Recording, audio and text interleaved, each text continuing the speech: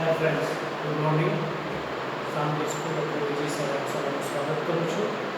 My self PG sir from somewhere school. આજે આપણે એક નવા ટોપિકની શરૂઆત કરવા જઈ રહ્યા છીએ।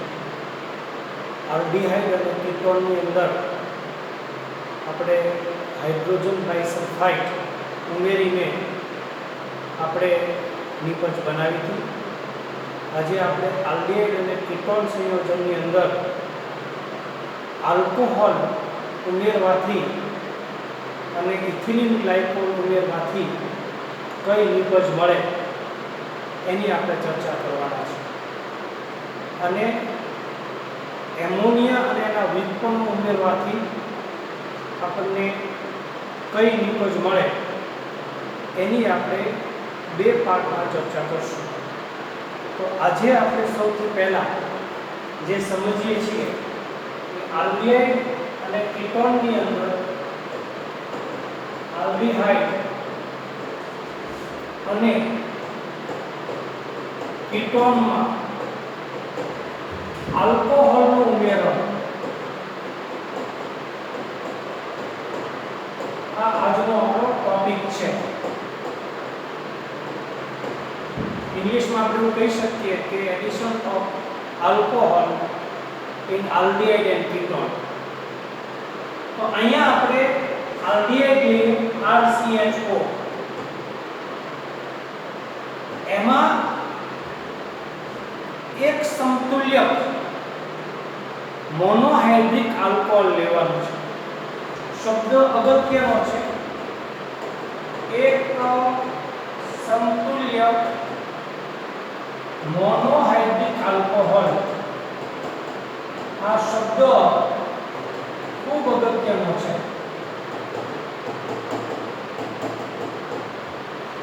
One equivalent monohydric alcohol, one equivalent monohydric alcohol will be added. બંને મીડિયમના વિદ્યાર્થીઓ આ લેક્ચરનો લાભ લઈ શકે એટલે સાથે હું થોડું ઇંગ્લિશ બોલતો જઈશ। તો it is the addition of alcohol in aldehyde and ketone. One monohydric equivalent alcohol will be added in aldehyde. આલ્ડીહાઇડમાં એક સમતુલ્યક મોનોહાઇડ્રિક આલ્કોહોલ HCl વાયુની હાજરીમાં આ પ્રક્રિયા કરવામાં આવે છે। એટલે ROH છે એ એક સમતુલ્યક મોનોહાઇડ્રિક આલ્કોહોલ છે, પ્રતિવર્તી પ્રક્રિયા છે। HCl છે એ વાયુ સ્વરૂપે હશે એટલે આપણે ગેસ લીધો અને આપણને જે નિપજ મળશે એ મધ્યવર્તી નિપજ હશે। એટલે RCH લખવાનું, આ RCH મેં લખી રાખ્યું, O હારે H ઉમેરાઈ જશે અને O અને R રહેશે। એટલે એક જગ્યાએ આપણે O અને R લખીએ અને એક જગ્યાએ આપણે OH લખીએ। તો મેં શું કર્યું કે O હારે H ઉમેરાઈ જાય એટલે OH થઈ જાય અને આ O અને R જોડાઈ જાય એટલે OR થઈ જાય। આ આલ્કોક્સી આલ્કોહોલ કહેવાય। આ છે આલ્કોક્સી આલ્કોહોલ, જે મધ્યવર્તી નિપજ છે। આને કહેવાય હેમી એસિટાલ। હેમી એસિટાલ આ આલ્કોક્સી કહેવાય અને આલ્કોહોલ કહેવાય। એનું નામ છે મધ્યવર્તી આલ્કોક્સી આલ્કોહોલ। OR એટલે આલ્કોક્સી અને OH એટલે આલ્કોહોલ। પાકું સમજીને કરવાનું। OR is the alkoxy and OH is the alcohol. So the intermediate product is alkoxy alcohol and that is to be said hemiacetal. Hemi means half. એનું ફરીથી alcohol સાથે પ્રક્રિયા થાય। અહીંયા R-OH કરશું અને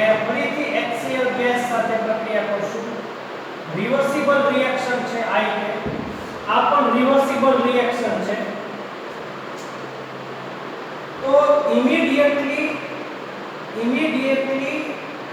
H2O રિલીઝ થશે એટલે -H2O કરી નાખીએ આપણે અને R ડેશ ને આ O સાથે જોડી દઈએ આપણે એટલે આપણને જે પ્રોડક્ટ મળશે એ RCHOR and OR dash plus H2O અહીંથી -H2O અહીંયા ન લખીએ તો આપણે પ્લસ H2O કહી શકીએ આ આલ્કોક્સી છે I આલ્કોક્સી છે એટલે ડાઈ alkoxy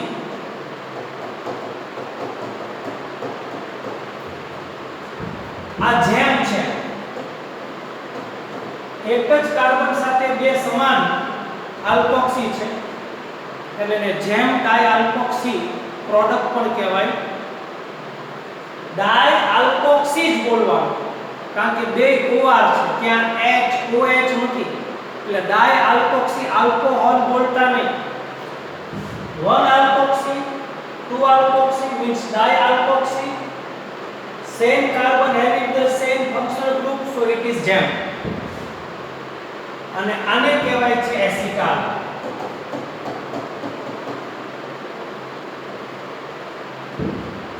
so very simple very easy you have properly understood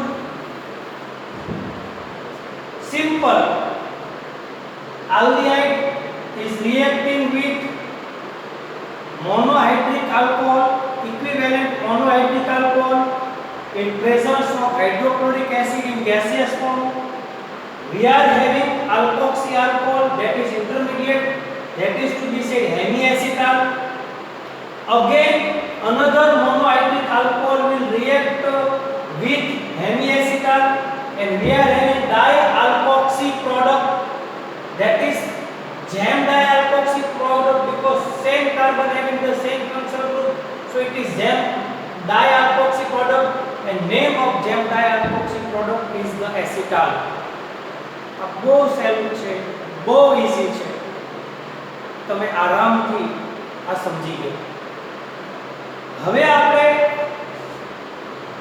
કીટોનની લઈએ તો કીટોનની અંદર ઇથિલિન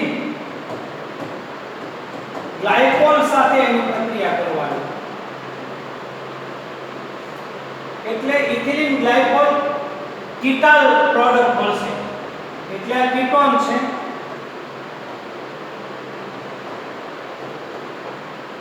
આ ketone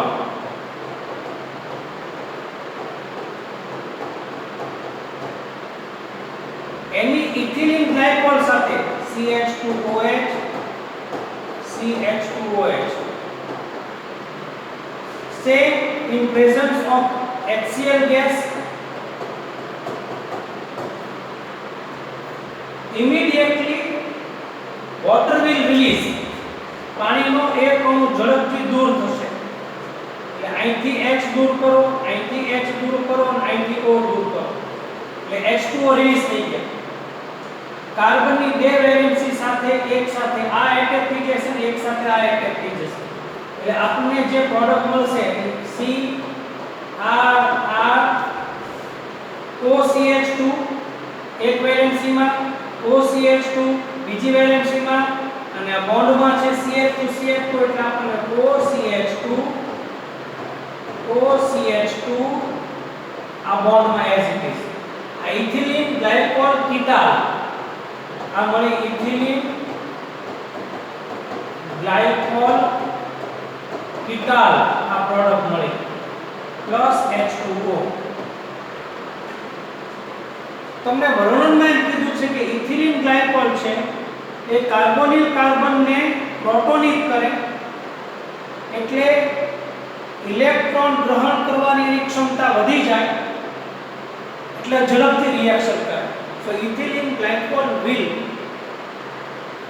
make protonize to carbonyl oxygen and it will higher electrophilic oxygen and it will react immediately and this is ethylene glycol and it is cyclic compound this is the cyclic compound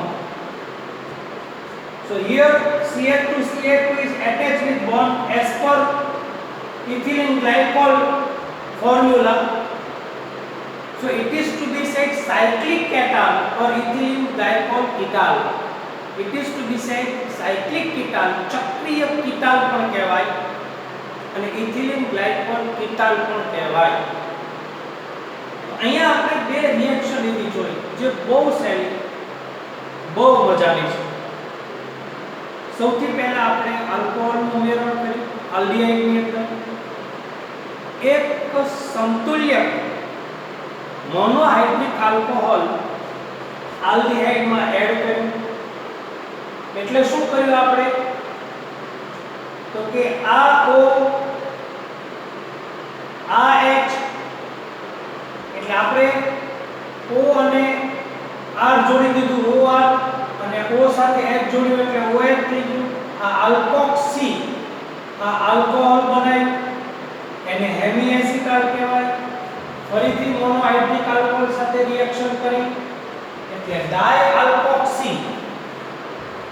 જેમ ડાયઆલ્કોક્સી product મળી જેને આપણે acetal એવું કહીએ છીએ.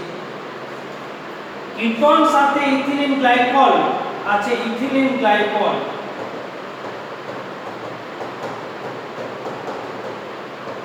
Ethylene glycol ketone સાથે reaction કરે in presence of hydrochloric acid. Ethylene glycol will make protonized to carbonyl oxygen, so it will higher electrophilic reaction and immediately water molecule will be released and we are having ethylene glycol ketal product. Ketone સાથે ethylene glycol છે એ reaction કરે gaseous HCl ની હાજરીમાં. Ethylene glycol છે એ carbonyl કાર્બનના ઓક્સિજનને electron અનુરાગી સક્રિય બનાવે અને ઝડપથી પાણીનો અણુ દૂર કરી અને આપણને ઇથિલિન ગ્લાયકોલ કીટાલ નિપજ આપે છે. એટલે આપણે આલ્કોહોલનું ઉમેરણ છે એ આલ્ડીહાઇડમાં કર્યું અને આલ્કોહોલનું ઉમેરણ છે એ કીટોનમાં પણ કર્યું. અહીંયા મેં તમને બે વાર રિવિઝન કરાવી દીધું છે એટલે તમે બહુ સરસ રીતે આ સમજી ચૂક્યા હશો. બે રિએક્શન અગત્યની છે, બહુ ધ્યાનથી તમે સમજજો અને હોમવર્ક તમે મને બે વખત મોકલજો. Thank you very much.